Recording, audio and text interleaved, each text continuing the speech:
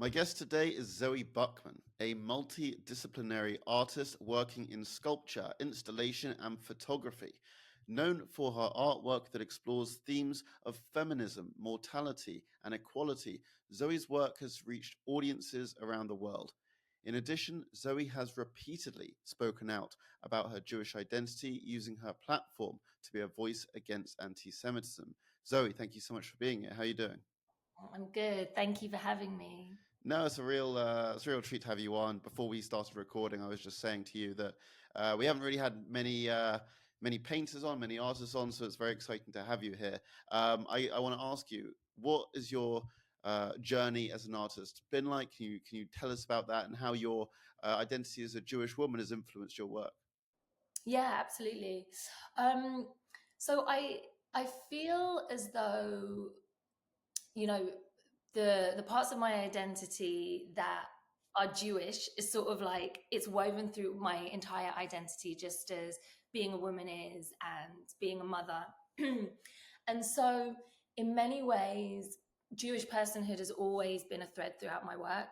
However, I do feel that in recent years it has sort of become more prominent and more obvious in my work.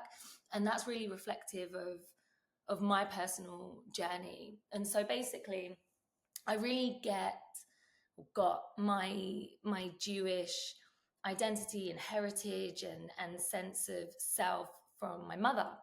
Um, and my mother's side of the family. And when she passed about 5 years ago, I felt this huge deficit where, like, my mum would often sort of spout Yiddish slang, Jewish jokes were completely abundant in my family. And my brothers and I, we still, carry that forth.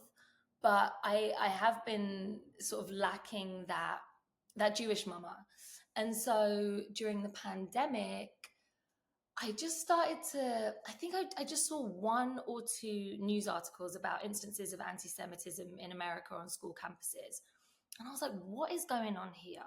And so, where previously, sort of my Jewishness would be in titles for my work, like, for example, the Baltimore Museum of Art, they acquired a piece of mine, which was um, a sculpture with two boxing gloves. And I called the piece Kiana Horror.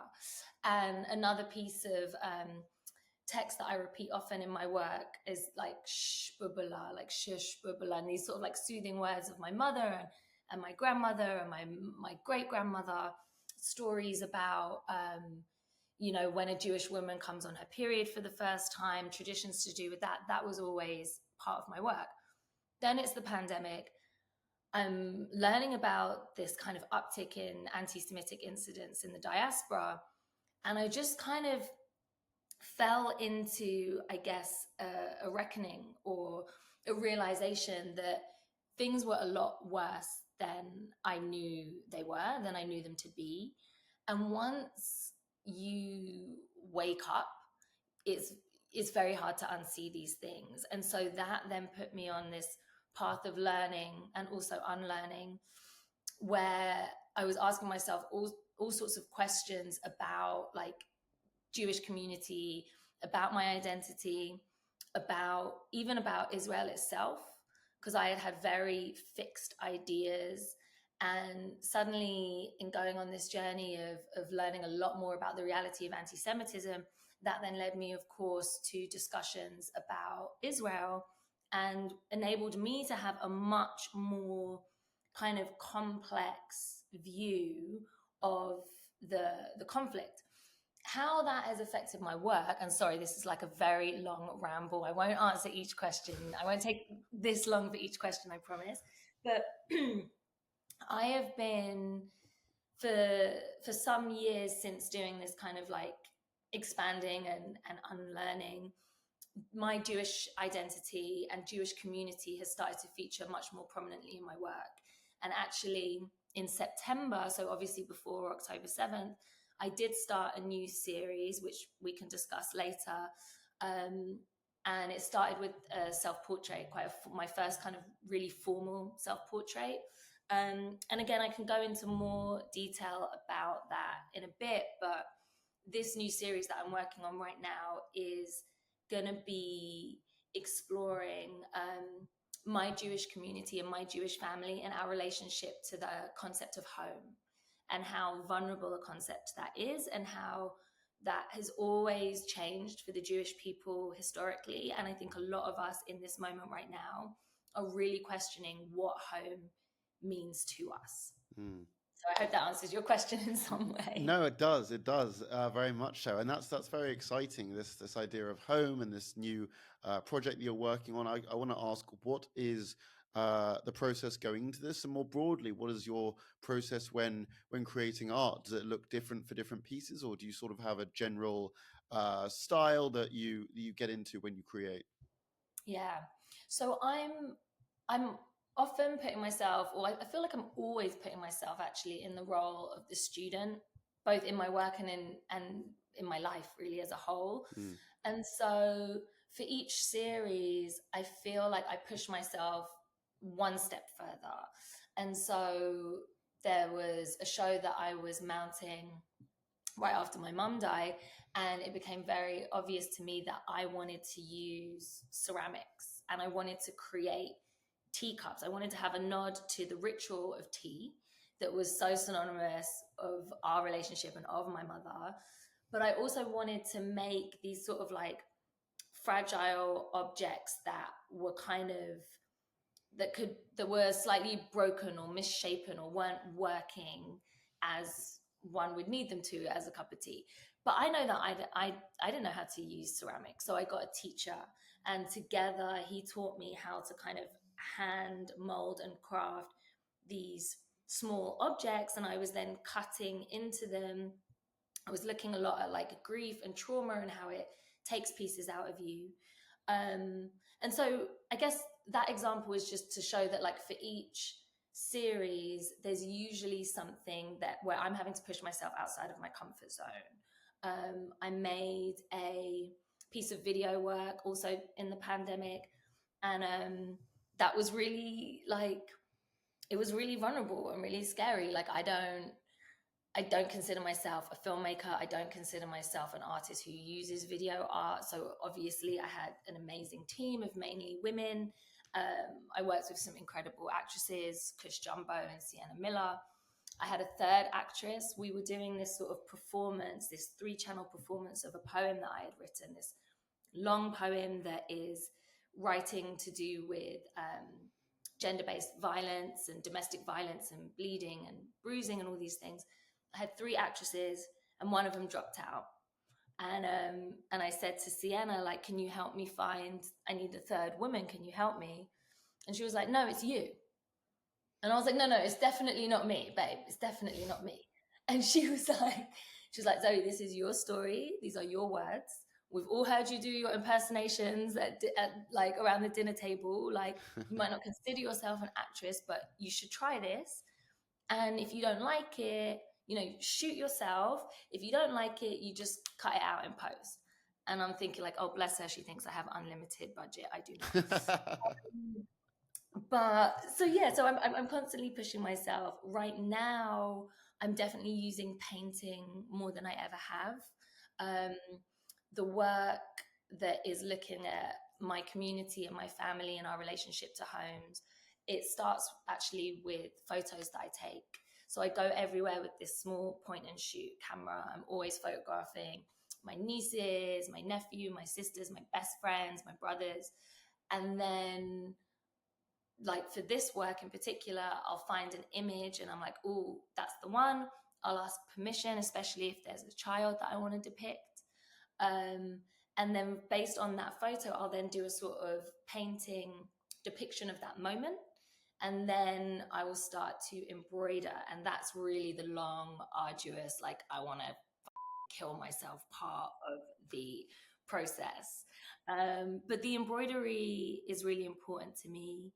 The work has always really been about toil and labor. And so, a photograph is not that. Like, a photograph is quick and easy and instant and can be very powerful, and no shade to artists who use photography in that kind of rudimentary way. That's a wonderful tool. For me, it's about my expression of a gesture, my expression of a moment.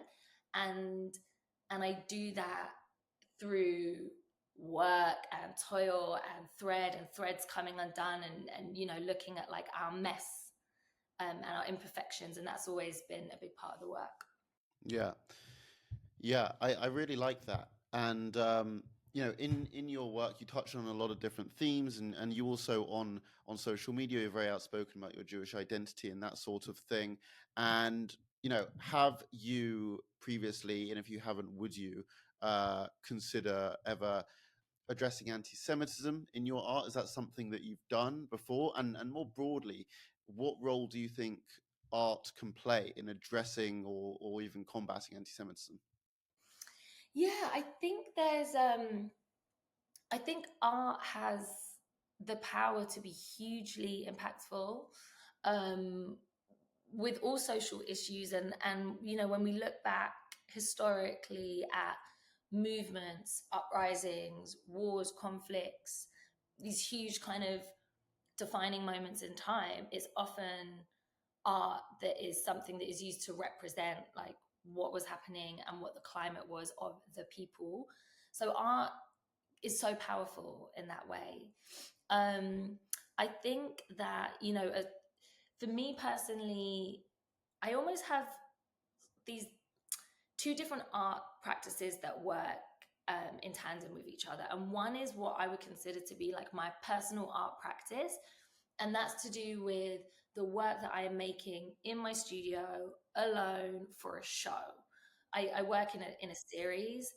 And so I'll do like one kind of body of work. It will usually take me 1 to 2 years. That will kind of culminate in a solo show. And then after the solo show, I will typically go, okay, like I'm ready to kind of either expand that work into something different, or like put that down and start something new. And so for that work, I take a lot more time. It's intended to be a lot more kind of considered. And so the series that I'm working on right now about Jewish identity will be inherently looking at anti-Semitism, because our relationship to the home is very much informed by the anti-Semites, right? It's the people that come to harm us in our home, that historically, cyclically burn our homes down with us in it, that have made our relationship to the home so vulnerable. And when I think about October 7th and the hostages, it's impossible for me to not consider that that could have been me and that could have been my family. It's only a turn of fate that we ended up in London and not in Israel. My parents could have made Aliyah. Like that could easily have been me and us. So anti-Semitism will be addressed in that work. However, there's this other part of my artistic practice where I'm given these opportunities to make billboards, to do a public installation, to do a public sculpture. And for that work, it's often, particularly a billboard is often on like a highway or a public space, you're passing it quickly. And that allows me to access a different part of my creative brain, I guess, where I'm like, okay, I have something to say. I need to grab you and I need to make the message clear, because it's me, and beauty is definitely a medium. I want it to look enticing. I want it to invite you in. I want it to deliver a powerful message, again, because that's part of my medium as well. And so, in answer to your question, I am actually working on some billboards and some more like public pieces in collaboration with a small group of us in the art world. I don't know if you've heard of this artist called Alex Was. Yeah, I Do have. you know? Yeah. Yeah. So he's part of the group, and what we're really hoping to do, and is not something that we've seen out there yet, is that we want to show Jewish pride. We want to show images of our rich culture, of the diversity of our people throughout history and today, because there is so much out there about our suffering. And I think it's very important, because our suffering is being denied and people are literally pretending that it didn't happen, or trying to make themselves believe that it didn't happen. So that stuff's really important. But what's also important is for the Jewish people to have images out there in the world where they go, that's me, that's my grandmother, that's my grandfather, that's us, you know. And I think it's a really, pardon me, important time for us to double down on our pride and our core values.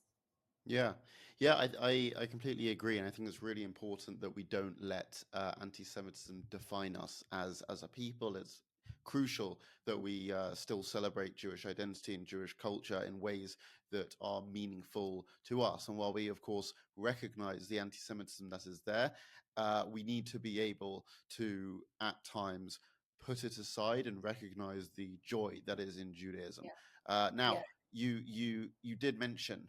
I'd be remiss if I didn't mention this because you just mentioned the October 7th attacks and how people are actually denying that they ever happened.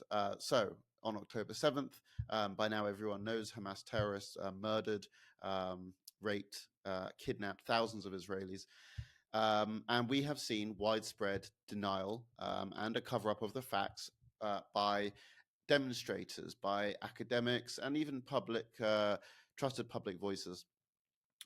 CA volunteers have actually attended these anti-Israel protests in Britain. We've interviewed them.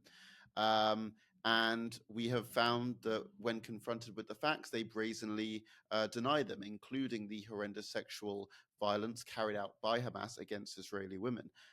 Zoe, I got to ask you, why do you think that we are seeing this sort of cover up from the very sort of supposedly liberal minded people who normally would be standing against violence towards women?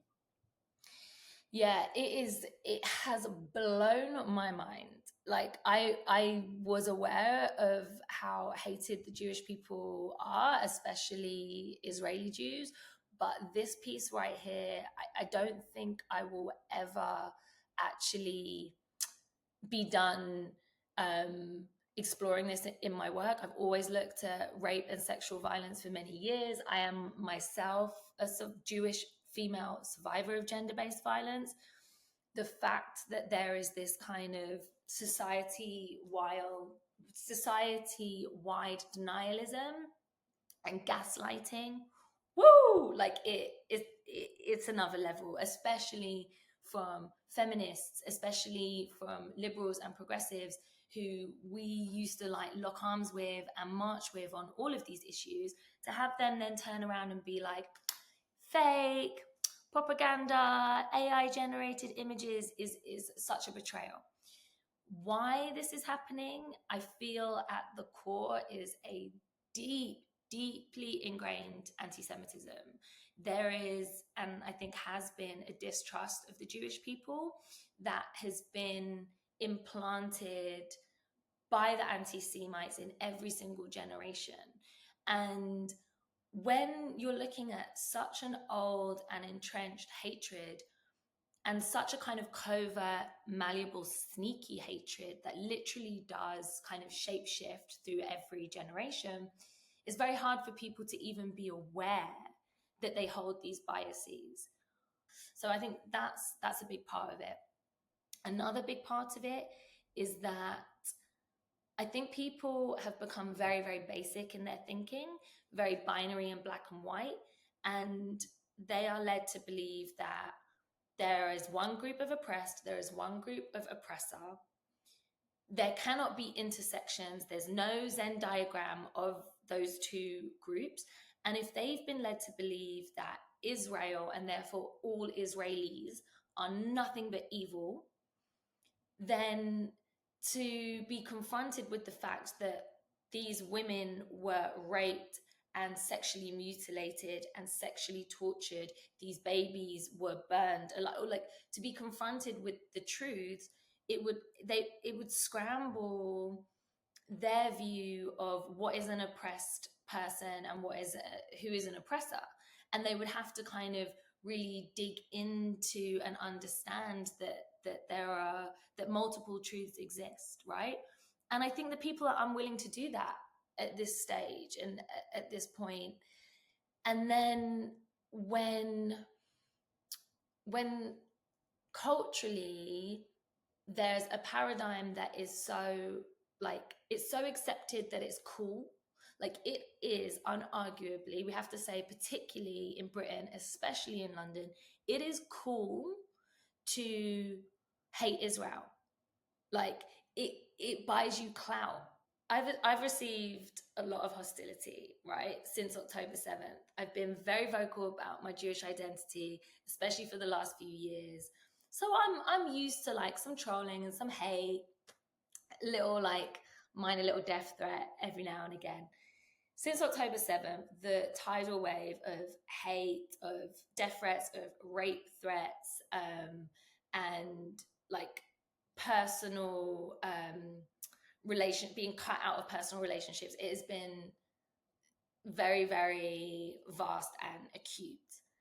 But I have never experienced anything quite to the level of what I have experienced out of Londoners, from my London best friends, from, I'm talking about deep 20-year sisterhood friendships, like I'm the godmother to one of their children kind of friendships, right? Like, one of them performed a poem at my mother's funeral, like this kind of sisterhood. These friends unfollowed me the week of October 7th, and I've never heard from them since. Like, they've just cut me out of their life. These are London girls, and I can't even explain to you that feeling, and like the depth of that, because I know people who lost people on October 7th, right? If you're Jewish, we've all realized how small a community we are, because we all either know someone who died or was kidnapped, or we know someone who knows someone who was, right? So on that first week, I'm dealing with like many people that I know still have not heard from their loved ones. So we're in this constant state of like panic and anxiety over that. Like, either their body is going to be found dead or they have actually been kidnapped. So I'm dealing with that. At the same time, this huge uptick in anti-Semitism takes place. So I don't feel physically safe. I'm a kind of public figure and a known Jewish person and a Jewish advocate. I felt very, very vulnerable in my home. I felt afraid for my child. And so to have my best girlfriends in London not reach out and be like, sis, are you okay? By the way, like, I'm pro-Palestine all day, so I'm just gonna have to like step back from you right now. But I need to know, are you safe? Like, there was none of that. It was just done. And so London is what I've realized about London, and girlfriends of mine here have shared, Jewish friends of mine have shared similar experiences, is that it's very culty, and it's very, very tribal there, the feelings of anti-Semitism. And it's, yeah, it's heartbreaking, honestly. Yeah. I mean, first of all, I'm truly very sorry that you're going through that, because that's a horrible thing. And there's a fair amount of Jewish people, I think, who are feeling betrayed, who are feeling left behind by friends and loved ones, because they have uh, dared to speak out and condemn Hamas and all of this sort Yeah. of thing. I'd be interested, because I believe you're in New York at the moment, Yeah. and how have you found the response from New Yorkers versus Londoners?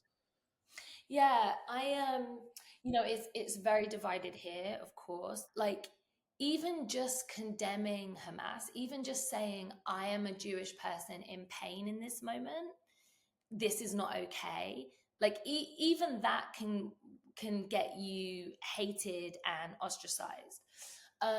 In New York, there's that same division as there is in London, but the difference with New York is that there's just much more of a Jewish community, just greater in number. And so I have way more Jewish friends here in New York than I had in London. I would love to make more Jewish friends in London. So with my brothers, we grew up in Hackney in East London. We were the only Jews in our neighborhood, in our school. Me and my brothers were the only Jews. My brothers experienced a lot of anti-Semitic bullying at times. Um, but yeah, New York is there's just more Jews, and I'm super grateful for that, because I think that what I've seen post October 7th is that a lot of people are actually turning towards their Jewish identity now more than ever before. Mm.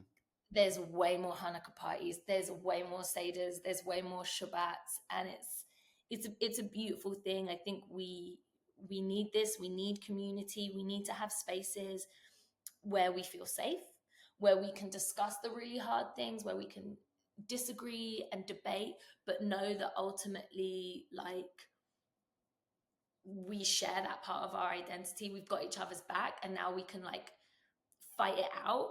But you're safe here, you know. So I'm very appreciative of the New York Jewish community for that reason. Yeah, I mean, I'm very glad that you have that. I mean, you spoke about the pain that the current Jewish community is feeling, and there are lots of Jewish artists who are channeling this pain into art. There are public art installations that have emerged as of late. Um, about the incidents of October 7th. There's a big one about the Nova Music Festival going on, and I just wanted to sort of speak to you about that and hear what you think about that, and whether you feel that these can contribute to a feeling of catharsis, or just what your thoughts were on that. Yeah, I think it's a really tricky one because so like for Miami Art Basel, which was in December, so only a few months after October 7th, myself and this small group, with whom I'll be doing these billboards and these images more focused on like Jewish pride and personhood and history and tradition and whatnot. We got together and we did a series of projections. We projected about the rapes and the denials. This was before the UN had done their report that said yes, women were raped. This was before that big New York Times article came out. So there was really this gulf, this silence. And so we projected facts, just literally like on October 7th, women were raped and sexually tortured. Women and girls were sexually mutilated by Hamas. And we put these in different spaces during the art fair. And I didn't go. I did not want to go to Miami Art Basel because I have felt just such hostility within the art world itself that I don't want to put myself in those spaces. I wasn't ready to be around the art world. But I know that Jewish people really appreciated it. We got a lot of feedback of like, yo, thank you so much. I'm so glad someone just put this out there. But that really wasn't the intention. We didn't need Jewish people know we know what happened. We've all seen it. Many of us couldn't sleep for months. Loads of Jewish people I know literally had to go on pharmaceuticals after October 7th because they were so consumed by the images, by the GoPro footage and what they'd seen on Telegram of like their own community being slaughtered so brutally that we were all experiencing a kind of like a PTSD.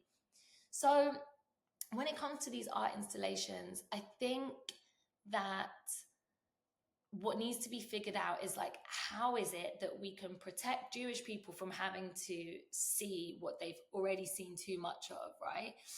And how can we at the same time show this to the huge numbers of people who deny that these things happen? They need to see it, and there is no easy answer as to how we do that. And so it's a tricky one. I do hear that the Nova exhibit is really incredible and really powerful. My ex-husband saw it last week and he was like, Zoe, you have to go. I don't want to go alone, so I'm going to go with a couple of Jewish friends. Um, yeah. Zoe, I mean, first of all, I really want to thank you for sharing your testimony with us. I've massively enjoyed speaking with you, although it hasn't all been positive.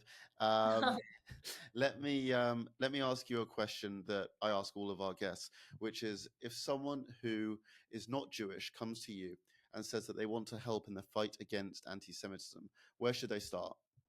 Hmm.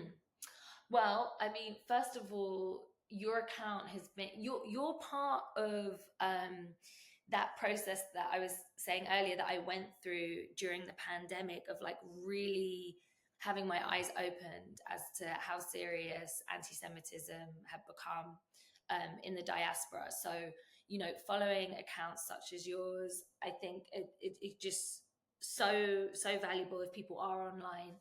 Um, I think that, you know, talking to people in the Jewish community is really huge, not just like a sort of tokenized, like Jewish person who holds a very fringed stance or opinion, and then going, aha, if I found one Jew and this is what they say, and there you go, I can stop worrying about anti-Semitism now. No, that ain't it.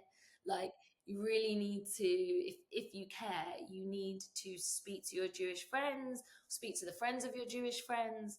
And I think I think there are some historical texts. Learning about the history of anti-Semitism is really important, because if we don't understand how this happened, how this has happened before, like, we won't be able to correct it. So we really need to do like a deep dive into this very specific hatred that has, you know, thousands of years of perfecting itself, right? And so texts on just how anti-Semitism actually functions is really, really important. Mm. Good advice. Good Thank advice. Zoe, before we go, please tell the listeners, what have you got going on? What have you got coming up? And where can people find you? What have I got coming up? Oh, well, the National Portrait Gallery in London, they acquired a work of mine, I think it was 1 or 2 years ago, but they will be installing it in the museum next year. For those in America, I have some work going to a group show at SF MoMA, which is San Francisco Museum of Modern Art. I have some work going to the Low Art Museum, which is somewhere in America. And then my next solo show will be next year. It will likely be at Pippi Housworth Gallery in London. And you can find me at my website, zoebuckman.com, or Instagram, which is just me, Zoe Buckman. Say hi. Say nice things, otherwise, yeah. Go say nice things to Zoe. She deserves it. Zoe, thank you so much for joining me on Podcast Against Antisemitism. I appreciate ya.